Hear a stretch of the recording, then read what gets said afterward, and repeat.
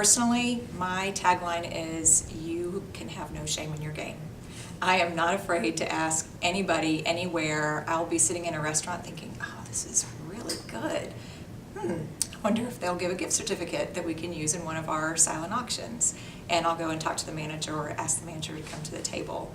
I'll be at a store and think, gosh, these are really pretty necklaces. Wonder if they'd want to contribute. And it's amazing how many people just come right out and say yes. As a team, we brainstorm. We come together at the first of the year and we start talking about all the different ways we can raise money. And we came up with one crazy idea. We try to work 24 into as many of our events as possible, and we have a 24-hour garage sale. 3 o'clock in the morning, we don't think that's such a great idea. But from the time it starts to the time it ends, we make a ton of money. And people do come out at 3 o'clock in the morning, and we hear a lot of great stories about why and why they're interested in supporting the cause. We had an event called Cinco de Mayo, on Cinco de Mayo, where we had karaoke night, and people had to pay to sing, or they had to pay to make somebody else sing. And if that person didn't want to sing, they had to pay to get out of it. So all sorts of creative ideas come up, and we go after all of them. Our fundraise is we shoot for the stars. We are the little team that could. What we do is we start out with our jerseys every year. We commission a new jersey every year, and we sell logos on the jersey to have people pay for them, and we shoot for the highest possible amount. Some people thought we were crazy the first time we asked for $3,000 until somebody gave us $3,000 to put their logo on the jersey.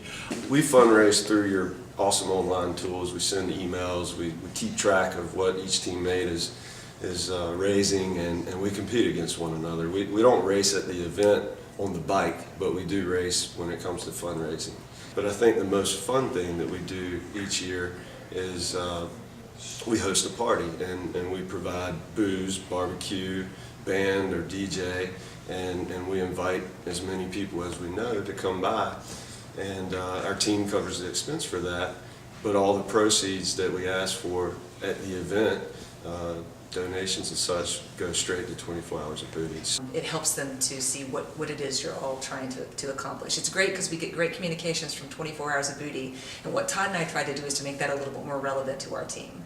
So when we would get things about the incentives, we would communicate those out to our team, and we would say, in fact, we did a lot of individual emails to our team members saying, hey, listen, you know what, you're close to this. This is something that you might be able to do.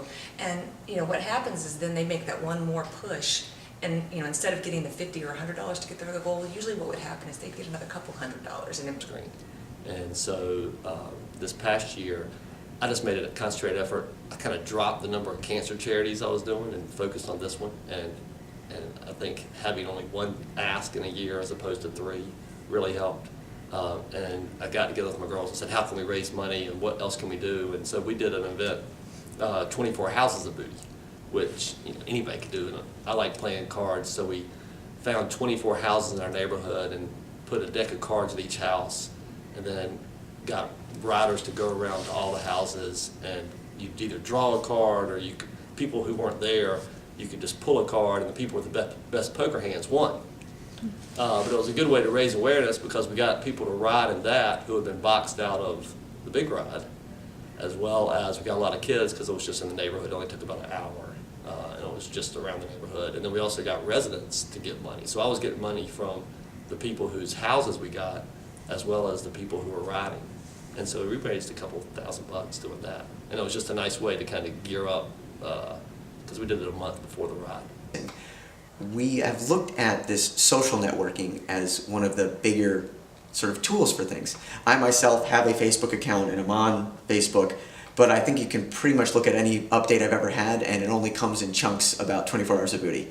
My status doesn't really change much throughout the year, and then at points I really surgically try and go out. And I have found that to be incredibly empowering and enlightening, that someone would donate $5 on a Thursday afternoon who I haven't seen in a few months because I've gone out that way. And so we found that side of things works very well. And it works even a little more personal than an email because you can be a little more repetitive with pieces of it, things like I'm updating, I'm challenging, but it's less invasive. The second thing, of course, is just the email. The emailing direct people. We don't look to, as a team, we've talked about this, the mass email tends to really only work for about 3 or 4 people that you would have emailed directly, and it would have been the top of the queue.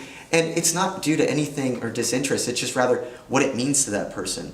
So we've decided that last year, going into our 3rd year, that we instead look at more strategic employments of things like recurring donations. So first of all, you start with, myself, I am not one that just carries a huge salary tag, but I would try and think about how I would relate to myself and say, okay, can you give me a cup of coffee a week? Can you give me a cup of coffee a month?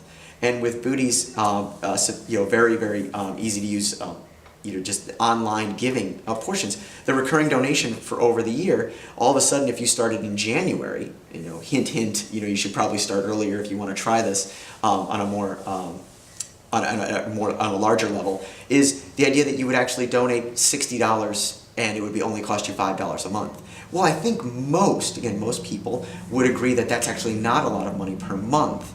But $60, I will tell you as a Booty participant, that's a big donation. And so the last thing I would say about fundraising is I have found that the moment I go outside my comfort bubble of social relationships, it's amazing how many people you rip away that sort of veil. And when you talk about cancer, survivorship, those things, it doesn't take long before someone's eyes to lock in. And that's just another wave of people that we started.